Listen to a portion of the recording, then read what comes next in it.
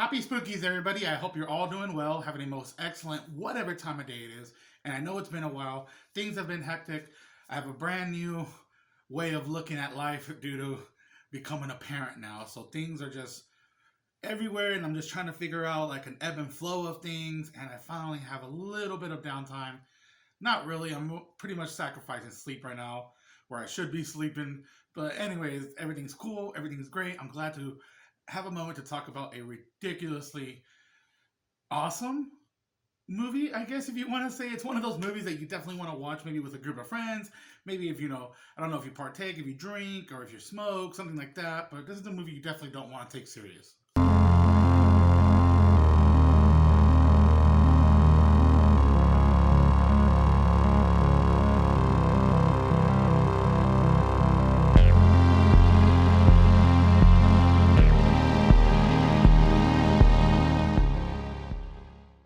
And today we are briefly going to talk about Night Killer. It came out in 1990, and this guy that directed this movie directed Troll 2. If you're not familiar with Troll 2, it's one of those, it's like the worst, best movie ever. And this guy is Claudio Fragasso. I'm pretty sure I said that wrong. Now, I had some notes partly written down from like a few weeks ago, but I just haven't had a chance, so let's just go. The movie stars Peter Hooton, who is also in Orca the Killer Whale. If you ever see this movie, just give it a chance. Orca the Killer Whale. I mean, this whale is taking vengeance against this entire town and ends up like blowing up a building. I'm not joking. The movie also stars Tara Buckman as Melanie Beck.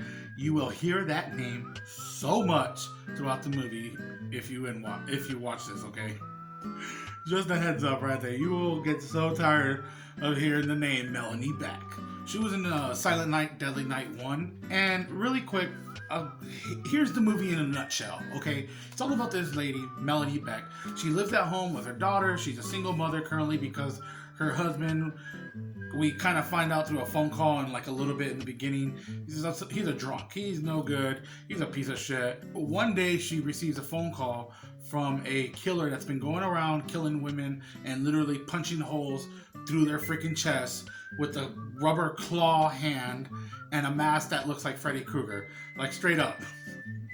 So not only are they ripping off a Freddy Krueger style mask, really quick, in Italy, this movie was under the title of like Texas Chainsaw Massacre Part 3, which is just trying to like feed off of the fucking Texas Chainsaw hype. I don't know, a lot of these Italian horror movies did that. What's another one that I can think of? I think this movie called Contamination. It's a really, I don't want to say it's an awesome movie, but it's a pretty cool movie. But that one is supposed to be like an Alien sequel, unofficial. I don't know what these dudes are thinking, but anyways, whatever brings in the cheddar. But yeah, you have this fucking dude going around, punching women through the chest, assaulting them, and he becomes very asphyxiated with Melanie Beck. Now, this movie's ridiculous because of what ends up happening. I'm not going to give away too much. Like, seriously, I want you to go in blind, but I felt like it's fucking confusing, okay? It is really confusing. I'm just sitting there watching it like, why would they go through all this trouble of putting this woman, I don't know. It's hard to explain without going through spoilers. So let's just talk about some ridiculous scenes, okay? After Melanie Beck is assaulted by the killer, eventually, so anyways, the beginning of the movie, she gets a phone call and she ends up getting assaulted. And after that, she just completely loses her memory. Like, doesn't even remember her daughter. Like, in the hospital, the doctor's bringing her daughter and she's just like, oh, hey, little girl. She's a beautiful little girl. And it was just so weird. But they end up just letting her go. Like, literally just let her go. And, like, one of the next scenes is her just driving in, like, some badass looking car. Just, chilling. And she ends up getting, like, harassed by some guy who ends up stalking her. And he's all, like, just, like, what is it called? Cat calling whenever they do the whistle thing. He's all just yelling at her, like hey, you want to get drunk? Woo! Hey, sweetheart! Gonna wet your whistle? And after she kindly tells him to fuck off, he ends up following her. She goes all the way into like this building. She runs into the bathroom. He's all right behind her and he's looking through each stall. But Melanie Beck is right there ready. And she's got a handgun and she's like, hey buddy, what do you think you're doing, huh? And he's just like, I just want to be friends. And this dude is his acting is so, I don't want to say it's bad. It's just so ridiculous.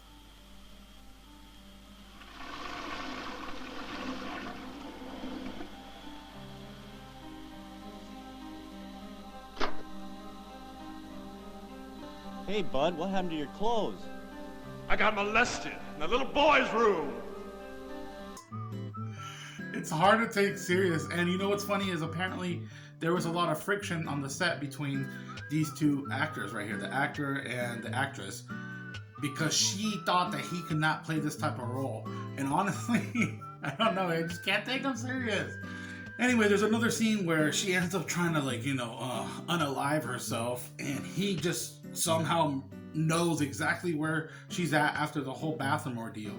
And he's just like, you need to drink seawater to throw all that shit up you just drank. She just took a bunch of pills. Well, you gotta drink seawater because it throw up all that shit you've been taking. Are you crazy?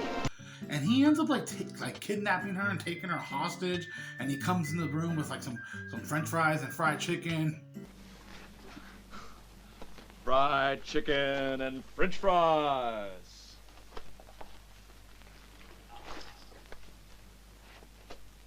There is just such a ridiculous twist in the end of the movie that I'll leave it at that. It's just, what the fuck was this?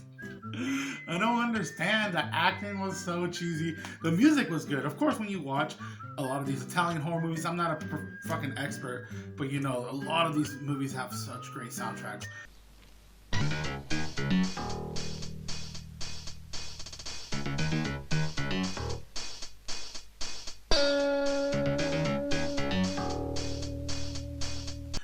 Oh man, I don't know. I'm just thinking about how just weird and unusual this movie is. There's a part at the beginning where she gets, right before she gets that crazy phone call, her husband calls, and it's a very like vague phone call, but she ends up hanging up on him, and she walks to the mirror and she just starts fondling herself.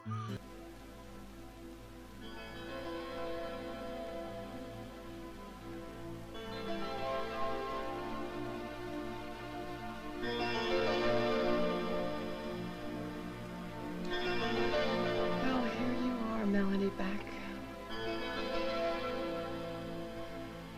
This is you. You have a daughter. You have a marriage on the rocks, and nothing but gray skies ahead.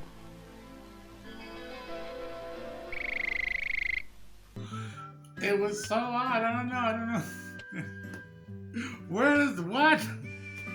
And the way it ends, I feel like it was almost if you watch Halloween 4, the very end of that movie with little Jamie Lee, whatever her name is, Jamie, whatever, then you know what I'm talking about with the mask. Or it goes there, and I'm just like, what are you trying to be? Apparently, the director wanted this to be like some sort of like psychological horror movie. He didn't want no gore in it at all. But of course, you know, producers being who they are and what they want to do and what they want of the movie, they had some writer come in and shoot and direct some of the gore and some of the kill scenes, pretty much all the kill scenes in the movie. Which is messed up, because I would have actually enjoyed this to be more of a psychological movie, because it really feels like it doesn't know what it wants to be. But with that being said, you check it out. It's streaming for free on Tubi. I'm going to go ahead and shut up. Please let me know in the comments how you're all doing, if there's a movie you'd like for me to check out and review. And, as always, happy spookies. Sucks. And the rate you're going, Charles, with your head down, I don't know. We might as well. It's never go on. I don't know what to do.